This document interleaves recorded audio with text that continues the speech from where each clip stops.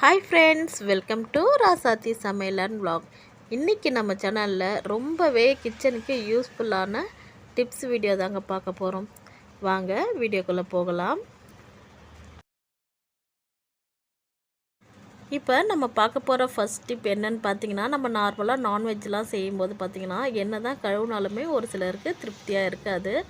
So நீங்கள் சிக்கனை வந்து நல்லா அலசணும், க்ளீனாக அதோட ஸ்மெல்லாம் இல்லாமல் இருக்கணும் அப்படின்னு நினச்சிங்க அப்படின்னா, நம்ம நார்மலாக சாப்பாட்டுக்கு ஊற வைப்போம் இல்லையா அரிசி, அந்த அரிசியை ஊற வச்சு ஃபஸ்ட்டு தண்ணியை கழுவி கீழே ஊற்றிடுங்க.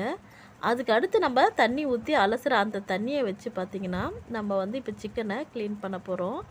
அந்த ரெண்டாவது தண்ணி மூணாவது தண்ணியை எடுத்து நீங்கள் இந்த மாதிரி சிக்கனில் சேர்த்துட்டு கொஞ்சம் நேரம் நல்லா ஊற வச்சுடுங்க.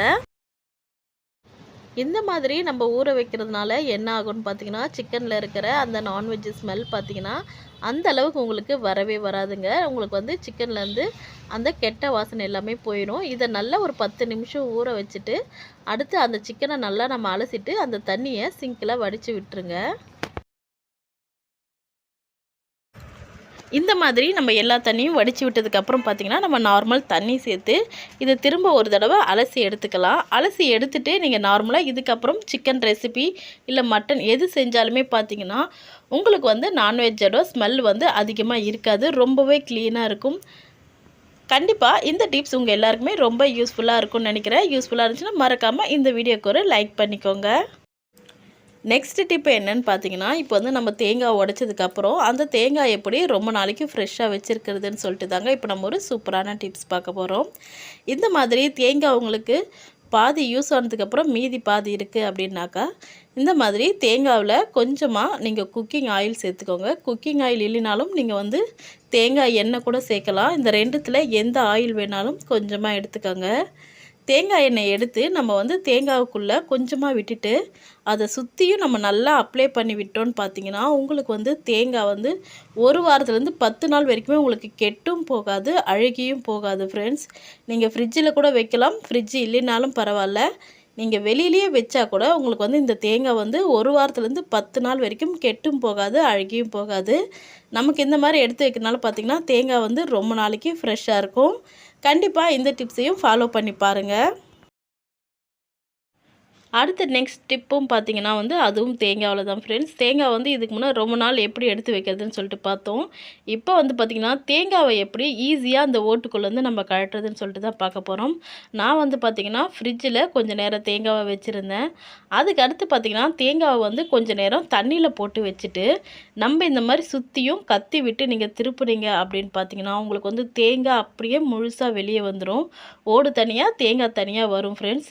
நீங்கள் வந்து கொஞ்சம் நேரம் மட்டும் ஒரு அரை மணி நேரம் இல்லைன்னா ஒரு 10 நிமிஷம் கூட நீங்கள் ஃப்ரீசரில் தேங்காயை வச்சுட்டு அடுத்து நீங்கள் கொஞ்சம் நேரம் தண்ணியில் போட்டிங்கன்னா உங்களுக்கு வந்து தேங்காய் அழகாக கழண்டு வந்துடும். இந்த மாதிரி பார்த்திங்கன்னா தெரியும், நம்ம வந்து தண்ணிக்குள்ளே போட்டு வச்சனால அந்த தண்ணி வந்து பார்த்திங்கன்னா உள்ளே வரைக்கும் இறங்கி நமக்கு வந்து தேங்காய் அழகாக கழண்டு வந்துடும். நீங்கள் இனிமேல் கத்தி வச்சு உடச்சிருக்க வேண்டிய அவசியம் இல்லை. இனிமேல் இந்த டிப்ஸை ஃபாலோ பண்ணி பாருங்கள். ரொம்ப ரொம்ப யூஸ்ஃபுல்லான டிப்ஸ் ஃப்ரெண்ட்ஸ். கண்டிப்பாக இந்த வீடியோக்கு ஒரு லைக் கொடுங்க, உங்கள் ஃப்ரெண்ட்ஸ் அண்ட் ஃபேமிலி கூட ஷேர் பண்ணுங்கள். இந்த டிப்ஸ் பார்த்திங்கன்னா நிறைய பேர் வீட்டில் ஃப்ரிட்ஜு கண்டிப்பாக இருக்கும். ஃப்ரிட்ஜ் இருக்கிற எல்லாருக்குமே இந்த டிப்ஸ் ரொம்பவே தேவைப்படும் ஃப்ரெண்ட்ஸ். எல்லார் வீட்லேயுமே பார்த்திங்கன்னா ஃப்ரிட்ஜு வந்து ரொம்பவே ஐஸ் கட்டும்.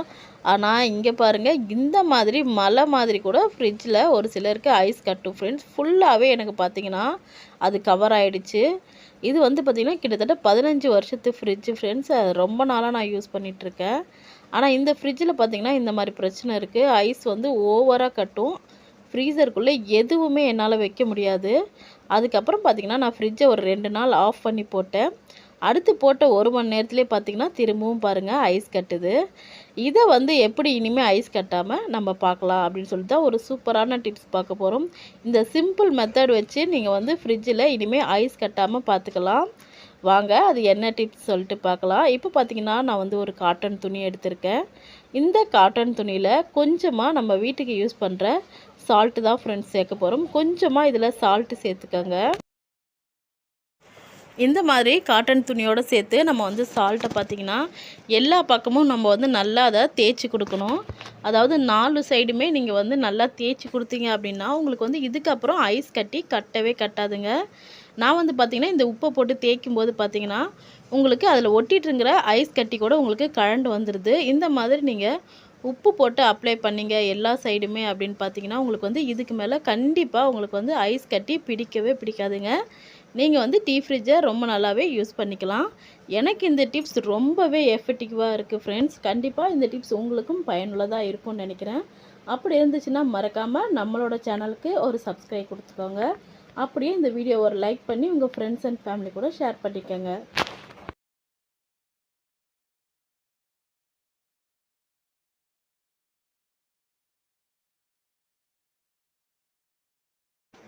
இப்போது அடுத்ததாக வந்து பார்த்திங்கன்னா நம்ம வந்து ஒரு சூப்பரான சிக்கனோட லிவரோடு சேர்த்து நம்ம ஒரு பெப்பர் கிரேவி தான் பார்க்க போகிறோம். அதுக்கு வந்து பார்த்திங்கன்னா நான் வந்து ஒரு கடாய் எடுத்து வச்சுருக்கேன். அந்த கடாயில் கொஞ்சமாக ஆயில் சேர்த்துட்டு நம்ம சேர்க்க வேண்டிய ஸ்பைசஸ் எல்லாமே சேர்த்துக்கலாம். நான் வந்து பார்த்திங்கன்னா சோம்பு, கொஞ்சமாக பட்டை, கிராம்பு எல்லாம் சேர்த்துக்கிட்டேன். இப்போ இது தாளித்து முடித்ததும் பார்த்திங்கன்னா நான் வந்து நறுக்கி வச்சுருக்கிற 2 வெங்காயத்தை இதில் சேர்த்துக்கலாம். வெங்காயத்தை நல்லா சேர்த்துட்டு இது கூடயே பார்த்திங்கன்னா நான் வந்து 2 பச்சை மிளகாய், கொஞ்சமாக கருவேப்பிலையும் கூடவே சேர்த்துருக்கேன். சேர்த்துட்டு இது நல்லா வதக்கி விட்டுறலாம்.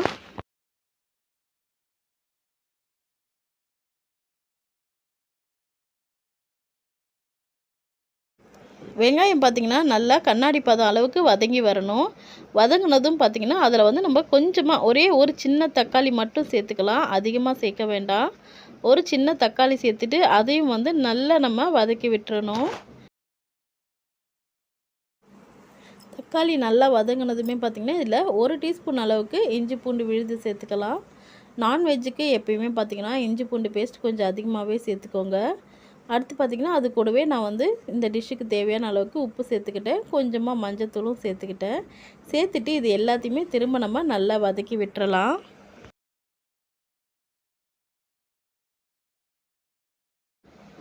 வெங்காயம், தக்காளி, இஞ்சி பூண்டு எல்லாமே நல்லா வதங்கினதும் பார்த்திங்கன்னா இப்போ வந்து இதில் நான் கொஞ்சமாக சிக்கனும் அது கூடவே லிவரும் எடுத்திருக்கேன். இந்த மாதிரி 2த்தையும் சேர்த்து செய்யும்போது பார்த்திங்கன்னா உங்களுக்கு வந்து டேஸ்ட் ரொம்பவே நல்லாயிருக்கும் ஃப்ரெண்ட்ஸ். இதில் அதிகமாக பெப்பர் சேர்த்துக்கிட்டோன்னு பார்த்திங்கன்னா உங்களுக்கு வந்து சாப்பிட்றதுக்கு அவ்வளோ நல்லாயிருக்கும். இது வந்து சாம்பார் சாதம், ரசம் சாதம் இந்த மாதிரி எல்லாத்துக்குமே நல்லாயிருக்கும். அப்படி இல்லைன்னா கூட இது நம்ம வெறும் ஒயிட் ரைஸ் கூட சேர்த்து சாப்பிட்டாலும் அவ்வளோ சூப்பராக இருக்கும். இப்போ பார்த்திங்கன்னா நான் வந்து 2 ஸ்பூன் அளவுக்கு பெப்பரும், அடுத்து குழம்பு மிளகாத்தூள், சிக்கன் மசாலா, கரம் மசாலா எல்லாத்தையும் சேர்த்து இப்போ இதை நல்லா நம்ம வதக்கி விட்டுறலாம். இந்த டிஷ் பார்த்திங்கன்னா நம்ம வந்து மீடியம் ஃப்ளேம் இல்லை சிம்மிலே வச்சு நம்ம ஸ்லோவாக செஞ்சோன்னு பார்த்திங்கன்னா இதோட டேஸ்ட்டு ரொம்பவே நல்லாயிருக்கும். இப்போ வந்து பார்த்திங்கன்னா இது வேகிறதுக்காக நான் வந்து ஒரு கப் அளவுக்கு தண்ணி சேர்த்துருக்கேன். தண்ணி சேர்த்துட்டு இது சிம்மிலே கொஞ்சம் நேரம் வேகட்டும். இப்போ வந்து இது ஒரு தட்டு போட்டு நம்ம க்ளோஸ் பண்ணிடலாம்.